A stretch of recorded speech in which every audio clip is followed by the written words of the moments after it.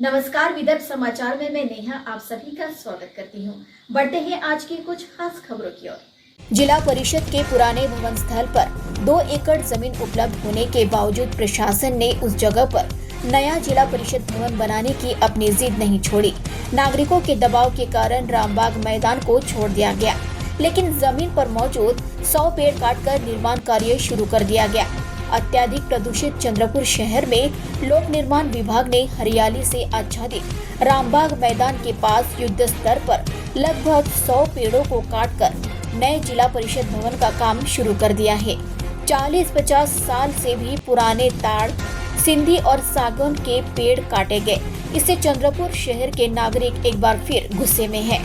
रामबाग मैदान बचाओ संघर्ष समिति के पप्पू देशमुख ने एक प्रेस विज्ञप्ति जारी कर बताया कि राज्य के मुख्यमंत्री देवेंद्र फडणवीस के जन्मदिन के अवसर पर 22 जुलाई को सुबह 8 बजे नए जिला परिषद भवन के प्रस्तावित स्थल पर पेड़ों की कटाई के विरोध में 100 पेड़ लगाए जाएंगे। नए जिला परिषद भवन के लिए रामबाग मैदान में एक गड्ढा खोदा गया था।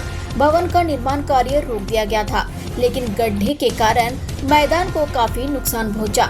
इसके बाद शहर के सभी जागरूक नागरिकों, संगठनों, खेल प्रेमियों, खिलाड़ियों, योग समूह सभी ने एक महापंचायत की और सर्वसम्मति से प्रस्ताव पारित किया कि नागरिक इस स्थान पर निर्माण का विरोध करते हैं। स्थानीय विधायक किशोर जोरगेवार की उपस्थिति में आयोजित बैठक में महापंचायत के प्रस्ताव की एक प्रति जिला कलेक्टर विनय गौड़ा को सौंपी गई। अब जिला प्रशासन ने मैदान तो छोड़ दिया है, लेकिन जमीन से सटे 100 पुराने पेड़ों को काट डाला है। पप्पू देशमुख ने गुस्से में कहा, यह विकास नहीं विकृति है, क्योंकि चंद्रपुर जैसे अत्यधिक प्रदूषित शहर में यह एकमात्र हरा भरा मैदान है। इसलिए लोगों की यह भावना है कि रामबाग मैदान और उसकी प्राकृतिक सुंदरता सीमेंट कंक्रीट के निर्माण से प्रभावित नहीं होनी चाहिए। अगर प्रस्तावित भवन का स्थान बदला गया तो काम में देरी हो सकती है।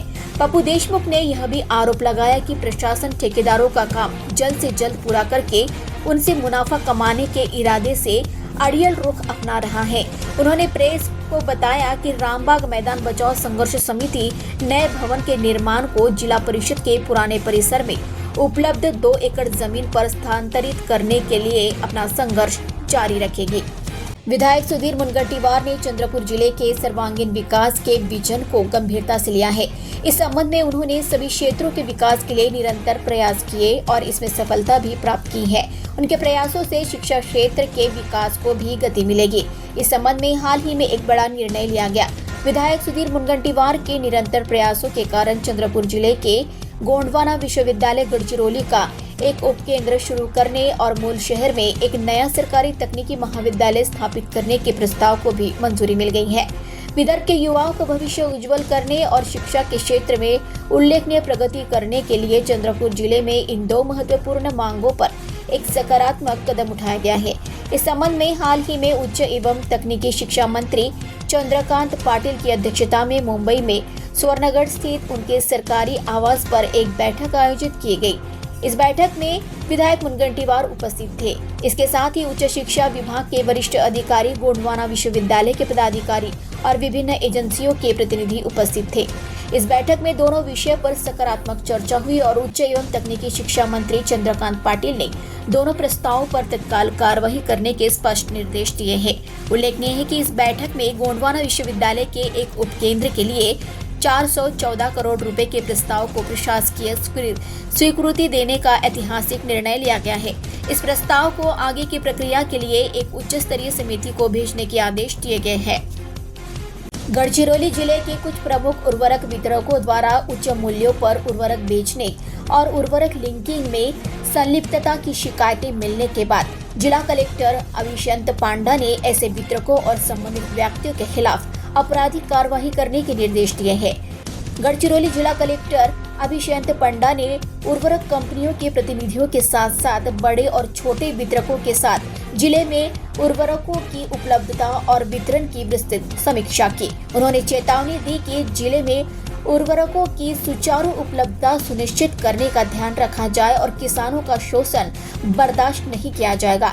इस बैठक में जिला कलेक्टर ने निर्देश दिए कि गढ़चिरौली जिले के लिए आवंटित उर्वरक इस जिले में पूरी तरह उपलब्ध होनी चाहिए और अगर इस जिले में कहीं और भेजा जाता है तो कार्रवाई की जाए।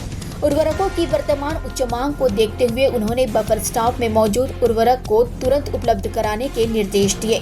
जिला कलेक्टर ने यह भी स्पष्ट किया कि मांग न होने पर भी किसानों को अनावश्यक सामान खरीदने के लिए मजबूर न किया जाए। उन्होंने यह भी निर्देश दिया कि उर्वरक कंपनियां प्रशासन को उर्वरक रैक कब लगेंगे इसकी पूर्व सूचना दे। खबरों में बस आज इतना ही। ताज़ा खबरों के लिए देखते रहिए विदर्भ समाचार। तब तक के लिए नमस्कार।